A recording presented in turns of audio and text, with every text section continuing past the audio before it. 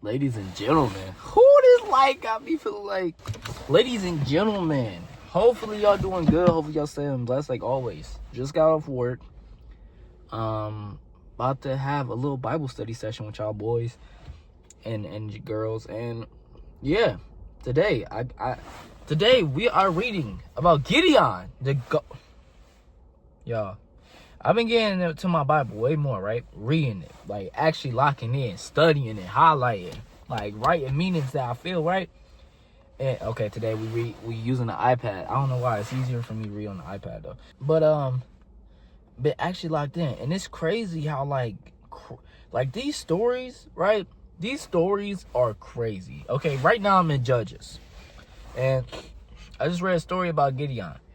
The story about Gideon, and bro, crazy.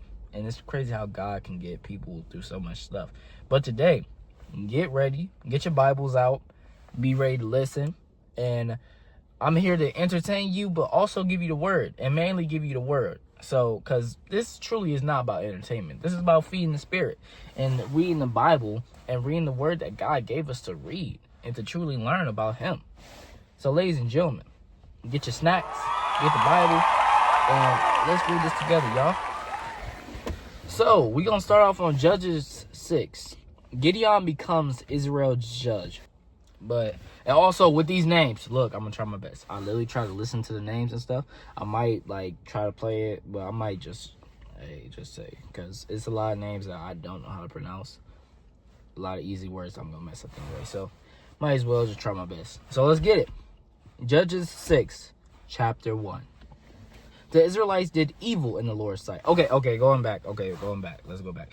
All right, this is around a time where, God kept sending people to try to save the Israelites, right? He sent Moses to save the Israelites. And guess what they did? They worshiped Baal. That's how you say it, Baal. And they just worshiped him and forgot about God. And then God put them back into slavery and put them back for people to own over them, because they kept forgetting and they kept disobeying God and worshiping other gods. Come on, y'all. Lock in. Kept worshiping other gods. So basically, the Israelites is in slavery right now. And the Israelites did evil in the Lord's sight. So the Lord handed them over to the Midianites for 7 years. The Midianites were so cruel that the Israelites made hiding places for themselves in the mountains, caves, and strongholds. Whenever the Israelites planted their crops, marauders, I think, from Midian, Amalek, and the people of the east would attack Israel, camping in the land and destroying crops as far away as Gaza. They left the Israelites with nothing to eat, taking all the sheep, goats, cattle, and donkeys. They did not, bruh. They was doing the Israelites dirty. Like, they was literally giving them nothing. They was beating them. They was listen to all this. They was destroying their crops as far away as Gaza and camping in the land. They were literally camping, waiting for all this stuff, taking all sheep, goats, cows, and donkeys. And they were cruel. And they were so cruel they made Israelites run away and try to get hiding places. But they wasn't going for that. I ain't gonna lie. The enemy hordes coming with their livestock and tents was as thick as locusts. They arrived on droves of camels, too numerous to count, and they stayed until the land was stripped bare. So Israel was reduced to starvation by the Midianites. The Israelites cried out to the Lord for help, right? When they cried out to the Lord because of Midian, the Lord sent a prophet to the Israelites. He said, "This is what Lord, the God of Israel, say. I brought you up out of slavery in Egypt. I rescued you from the Egyptians and from all who oppressed you. I drove out your enemies and gave you their land. I told you, I am the Lord, your God. You must not worship the gods of Amorites in whose land you now live. But you have not listened to me."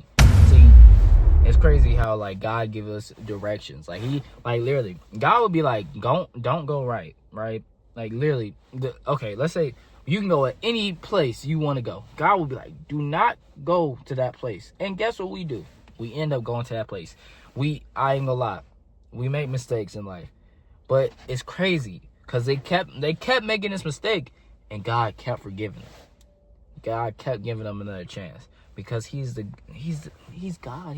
He's the God of tears. He hears us. He hears our cries. He hears us asking for forgiveness. So always remember that you can always ask God for forgiveness. But doing wrong when you know what's right, that's the true sin.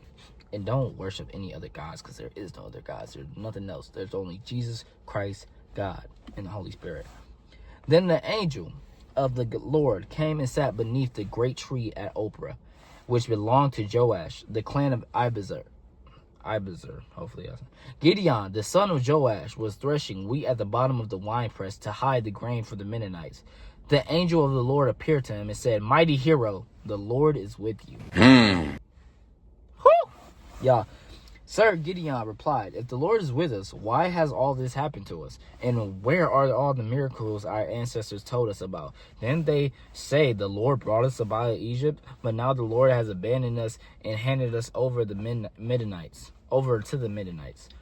Ladies and gentlemen,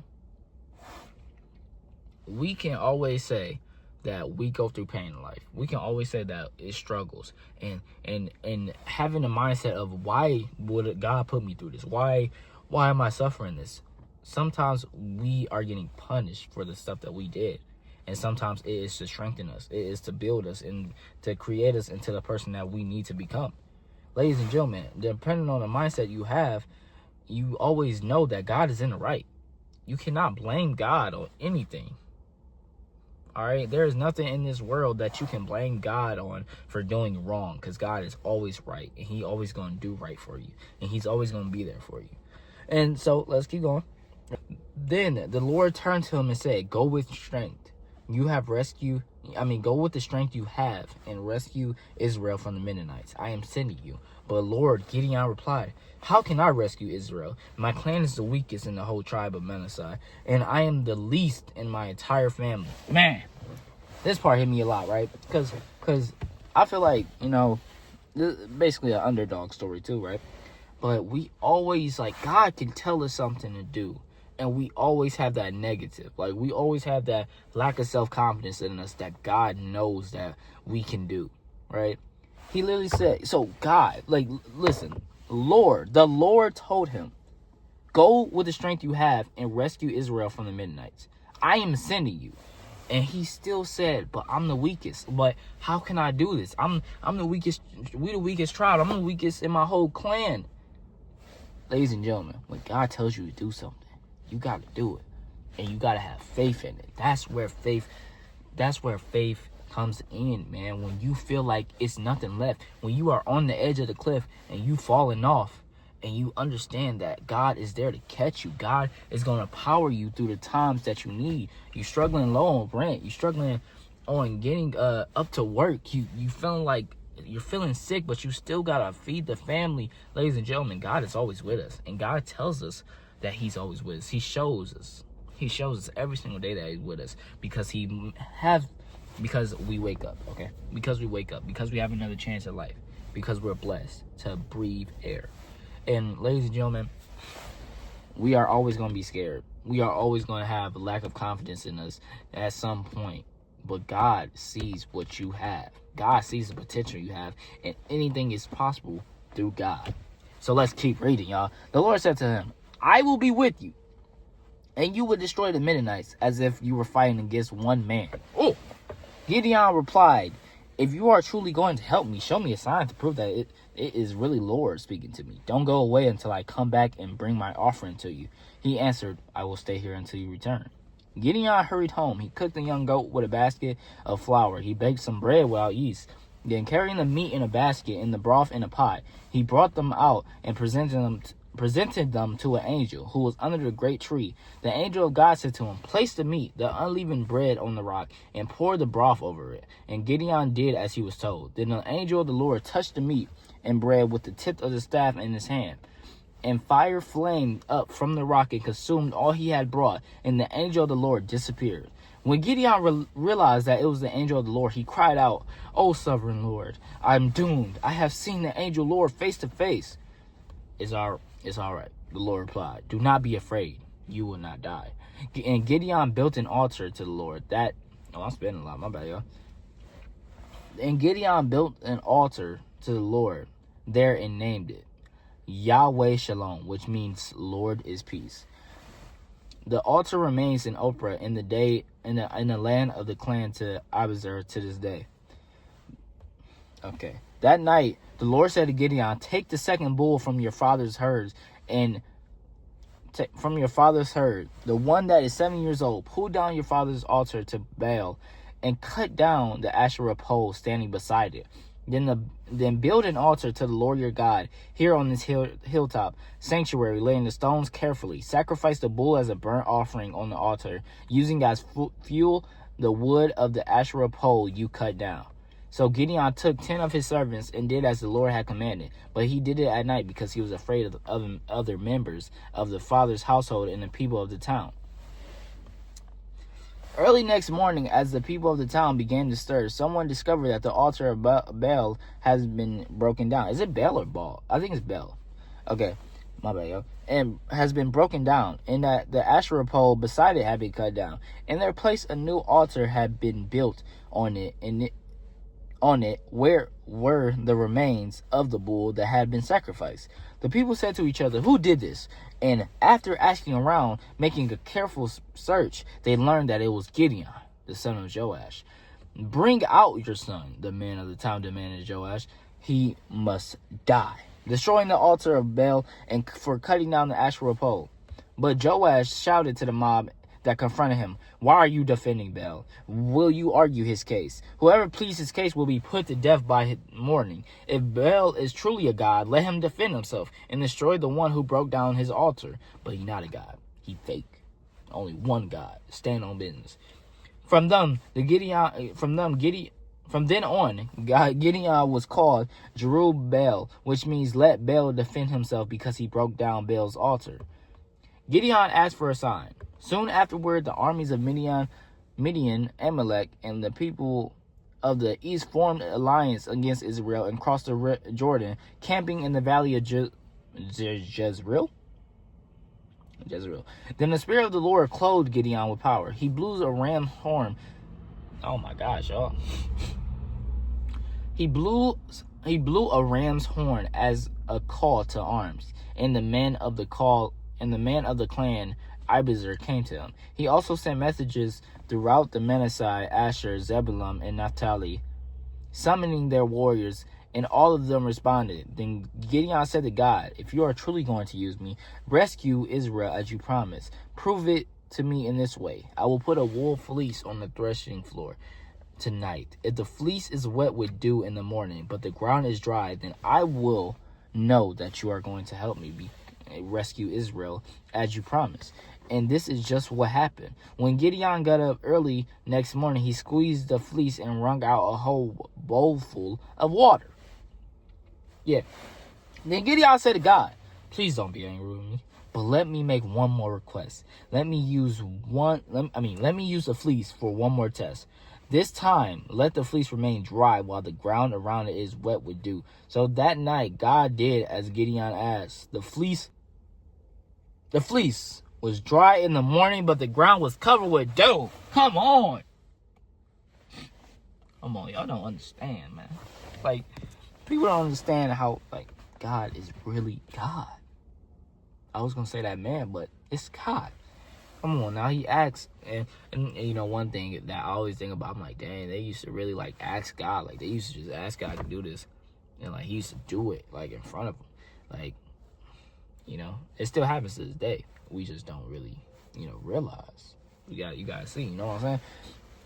But God is God. That's just, like, y'all don't understand how crazy and how powerful that is, to be honest. Like, he asks, you know, let it be wet one day, and the next day let it be dry. And it was wet that day and dry the next. Oh, that is Gideon, and his army got up early and went as far as the spring of Harod. The armies of Midian were camped north of them in the valley near the hill of Moreh. The Lord said to Gideon, you have too many warriors with you. If I let all of you fight the Midianites, the Israelites will boast to me that they saved themselves by their own strength. Therefore, tell the people whoever is timid or afraid may leave this mountain and go home. So 22,000 of them went home, leaving only 10,000 who were willing to fight. Hey, you see though, like, the guy literally knew what time it was on. ladies and gentlemen, definitely didn't just run out of storage. But as I was saying, you see how the devil tried to get you? As I was saying, like, God knew that, like, if I let y'all go in there and dog everybody, kill, y'all gonna boast. And y'all gonna have pride. That's what y'all gonna get. And then y'all gonna forget that I'm the one that got y'all right. Pride is a dangerous thing, y'all. Pride is a dangerous thing, y'all. Therefore, okay, I already said that. But the Lord told Gideon, there is still too many. Bring them down to the spring, and I will test them to determine who will go with you and who will go with you and who will not. When Gideon took his warriors down to the water, the Lord told him, divide the men into two groups. In one group, put all those who cup water in their hands and lap it up with their tongues like dogs. In the other, put all those who Put all those who kneel down and drink with their mouths in the stream. Only 300 of the men drank from their hands. All the others got down on their knees and drank with their mouths in the streams. The Lord told Gideon, with these 300 men, I will rescue you and give you victory over the Midianites. Send all the others home. So Gideon collected the provisions and rams, horns of the other warriors, and sent them home. But he kept the 300 men with him. So, okay. After I was reading that, right, I was like, why, why would he pick those people, right? I did a little research, Google, you know what I'm saying? Not gonna lie. And ladies and gentlemen, if you read the Bible, Google stuff you don't know. Or go back. Like, bruh, you use Google for everything else. You ain't gonna use Google to learn more about Jesus. Come on, yeah. But, and it was saying that, like, okay, the people that cup the water, right, and drink like this, they pay more attention to their surroundings. Like, they're more of a warrior, because when you dip your head into the mouth stream, you can't see everything else. Like, literally, you're just vulnerable. So the people that is cupping like this still have a chance to see. I don't know if that's truly why it meant that, but it makes a little sense to me. But yeah, okay, yeah. The Midianite camp was in the valley just below Gideon that night. The Midianite camp was in the valley just below Gideon that night. The Lord said, get up, go down to the Midianite camp, for I have given you victory over them. But if you are afraid to attack, go down to the camp with your servant Purah. Listen to what the Midianites are saying, and you will be greatly encouraged. Then you will be eager to attack. So Gideon took Purah and went down to the edge of the enemy camp. The armies of Midian, Amalek, and the people of East had settled in the valley like a swarm of locusts. Their camels were like grains of sand on the seashore, too many to count. Like literally grains of sand on the sea. Come on, y'all. Y'all know that's a lot, y'all. Too many to count. Gideon crept up just as a man was telling his companion about a dream. The man said, I had this dream. And in my dream, a loaf of barley bread came tumbling down into Midianite camp. It hit a tent, turned it over, and knocked it flat. His companion answered, your dream can only mean one thing. God has given Gideon, son of Joash, the Israelite, victory over Midian and his allies. Ladies and gentlemen, this story really do not want me to win right now, but I'm not going. When Gideon heard the dream and its interpretation, he bowed in worship before the Lord. Then he returned to the Israelite camp, shouted, get up, for the Lord has given you victory over Midianite hordes. He divided 300 men into 3 groups and gave each man a ram's horn in a clay jar with a torch in it. Then he said to them, keep your eyes on me. When I come to the edge of the camp, oh my God. Ladies and gentlemen, why everybody keep calling me? Lord and for Gideon. Okay. As soon as I and those with me blow the ram's horn, blow your horns too, all around the entire camp, and shout for the Lord and for Gideon. It was just after midnight, after the changing of the guard, when Gideon and the 100 men with them reached the edge of the Midianite camp. Suddenly they blew the ram's horns and broke their clay jars. Then all 3 groups blew their horns and broke their jars. They held the blazing torches in their left hands and the horns in their right hands, and they all shouted, a sword for the Lord and for Gideon. Each man stood at his position around the camp and watched all the Midianites rushed around in panic, shouting as they ran to escape. When 300 Israelites blew their ram's horns, the Lord caused the warriors in the camp to fight against each other with their swords. Those who were not killed fled to places as far away as Bethsheba, near Zerah, and to the border of Elbel Mehala, near Tabath. Then Gideon sent for warriors of Naphtali, Asher, and Manasseh, who joined in chasing the army of Midian. Gideon also sent messengers throughout the hill country of Ephraim, saying, "Come down to attack the Midianites, cut them off at the shallow crossing at the Jordan River at Bethbarah." So all the men of the Ephraim did as they were told. They captured Oreb and Zeb, the two Midianite commanders, killing Oreb at the rock of Oreb and Zeb at the winepress of Zeb. And they continued to chase the Midianites. Afterwards, Israelites brought the head of Oreb and Zeb to Gideon, who was by the Jordan River. Brought the head to him. They back in the day, they used to do hey, they used to be hollering, bro. Cut the head off, bring him to him. All right. I'm not gonna go to it. You right. Okay. So this is the final chapter. We almost done reading. Psych Allah, nah, don't have it almost we done reading. Be grateful for the word. Okay. Then the people of Ephraim asked Gideon, "Why have you treated us this way? Why didn't you send for us when we first went out to fight the Midianites?" And they argued heatedly with Gideon. But Gideon replied, "What have I accomplished compared to you? Aren't even the leftover grapes of Ephraim harvest better than the entire crop of my little clan of Ebezer? God gave you victory over Oreb and Zeb and the commanders of Midianite army. What have I accomplished compared to that?" When the men of Ephraim heard Gideon's answer, their anger subsided. Then crossed the Jordan River with his 300 men. Gideon then crossed the Jordan River with his 300 men. Though exhausted, they continued to chase the enemy. When they reached Succoth, Gideon asked the leaders of the town, "Please give my warriors some food." They were very tired, having chasing Zebah and Zalmunna, the kings of Midian. Guess what these dudes said? But the official of Succoth replied,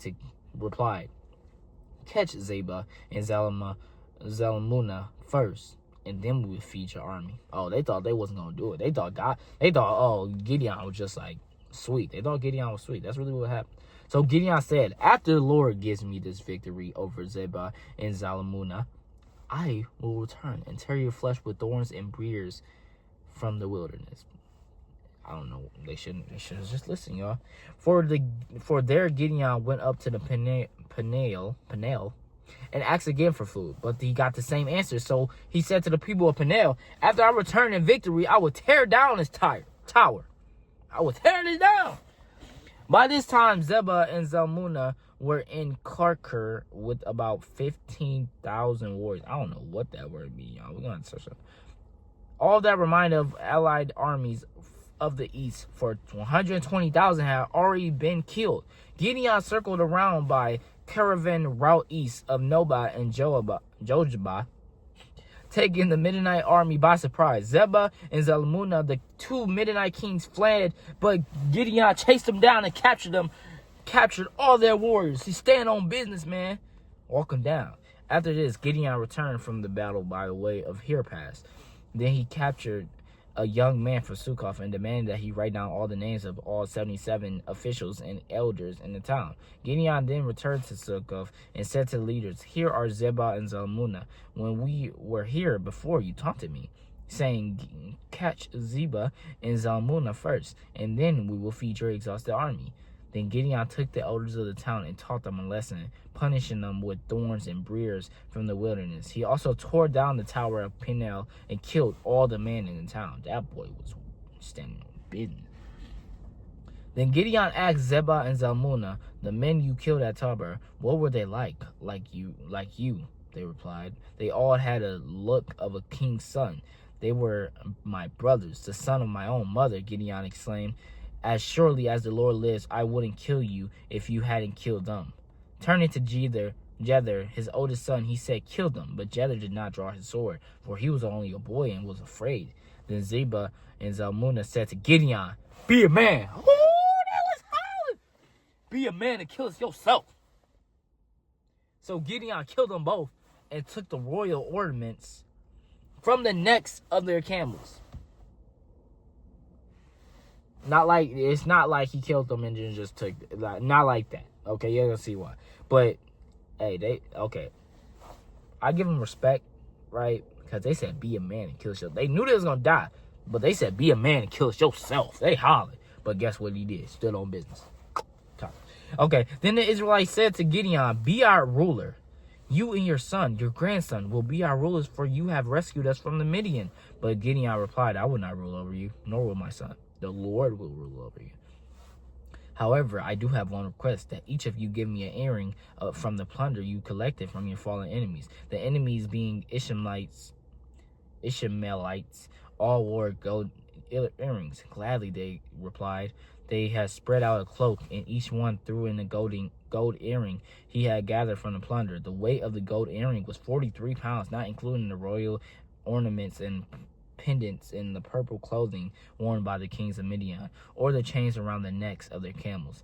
Gideon made a sacred ephod from the gold and put it in Ophrah, his town. But soon as the Israelites prostituted themselves by worshiping it, it became a trap for Gideon and his family. That is the story how people of Israel defeated Midian, which never recovered. Throughout the rest of Gideon's life, about 40 years, there was peace in the land. Y'all. Then Gideon, son of Joash, returned home. He had 77 sons born to him, after he had many wives. He also had concubine in Shisham, who gave birth to a son who named Abimelech. I don't know how to say it, y'all. Gideon died. He was very old, and he was buried in the grave of his father Joash at Ophrah in the land of the clan of Abiezer. As soon as Gideon died, the Israelites prostituted themselves by worshiping images of Baal, making Baal-berith their god. They forgot the Lord their God, who has rescued them from their enemies surrounding them, nor they did not show loyalty to the family of Jerubbaal, that is Gideon, parentheses, despite all the good he has done for Israel. Ladies and gentlemen, you probably thought, after hearing all this, like they was gonna realize, like, man, we gonna believe in God. We gonna stay loyal to God. We not gonna, not gonna turn back. We've been through slavery because we worship other things. And Gideon got us through this, powered by God, powered by Jesus Christ, powered by God.